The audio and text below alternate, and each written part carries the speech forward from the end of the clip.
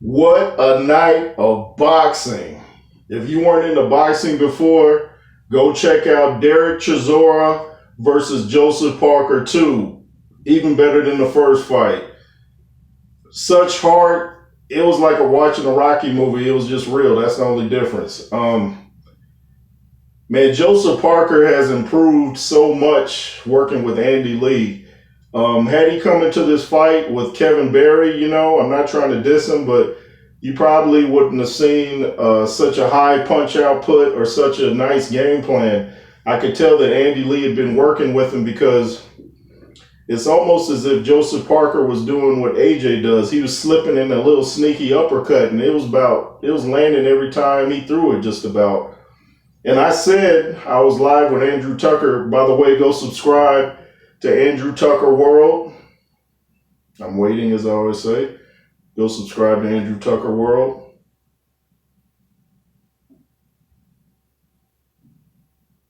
Not wearing a watch. Okay, but I was live on the live stream. Andrew Tucker called the fight, did a great job, full of energy. But I said during the live stream, I think Joseph Parker might end this fight with an uppercut. And I originally called the fight ahead of time the way it was going to go. I said I think Joseph Parker is going to outwork Chisora, and there'll be dangerous moments. I thought even Chisora might put Parker down once or twice. That didn't happen, but Parker put him down. But I don't know, the times where Chisora went down, it was kind of like Parker landed a punch and then he shoved him real hard one of the times. But I still feel like Parker could have got him out of there. There was a point where Chisora was just wobbling to the corner. He'd get up and he'd walk himself back to the corner, up against the ropes. And I just like Parker's punch placement has improved highly under Andy Lee. Andy Lee's resume in boxing is very good. Go check him out. But Andy Lee has done wonders for him. And, Andy Lee worked under Emmanuel Stewart at the Kronk Gym. So you could just see, and this was, a matter of fact, Parker was 251. I believe that's an all-time high for him, but it was an in-shape 251. And even, I'm not sure if Chisora's weight, I believe he was in the 250s. He looked good too. So both fighters were in great shape. And it's just that Parker was, outworking him like I thought he would. And I noticed, though, that Chisora, I said sometimes he can get a little hook happy, and he did that. But that's not what really lost him the fight. It's just the fact that he just kept getting hit with those uppercuts. And he threw straight punches, and I was surprised to see him do that. But both guys have nothing to be ashamed about. Joseph Parker pretty much won every round. I probably only gave 1 or 2 rounds to Chisora. Some people thought Chisora got robbed in the first fight. I didn't, but some people thought that. Some people thought Chisora got robbed against Usyk. So a lot of people were kind of hoping that Chisora would win. I like the guy. I like both of them, Joseph Parker and Chisora. Joseph Parker's a good family type of guy. It seems like Chisora's the same way. But what a great fight. It went the distance. Lots of drama. Joseph Parker looks like the real deal. He held the 251 very well. I thought coming into the ring, I thought that Chisora was walking really slow. I thought, is he going to come out sluggish? But, he showed some energy. And Parker came out jogging like he was ready to fight. So I really enjoyed the fight. It was on DAZN, of course, and they got to fix their live stream, man. I can watch it on my phone all right, but on TV, it's like, keeps buffering and just, I wish fights would just go back to regular TV. What's with all the live streams and all that? But anyway, had a great night over at Andrew Tucker World, and it was a good fight. Are you guys going to watch the Jake Paul fight tonight? There's a lot of back and forth with Tyron Woodley and Jake Paul. Seemed like Jake Paul was trying to get in Tyron Woodley's head, got him a Rolex, and Woodley shook his hand. I think Paul, even Tyron Woodley said, is this some type of mental warfare? Because I know people thought Andy Ruiz and Usyk was doing that to Joshua, like play the nice guy, kind of get them to lower their defenses, and then on fight night you let them have it. So I don't know if he's playing that type of game, but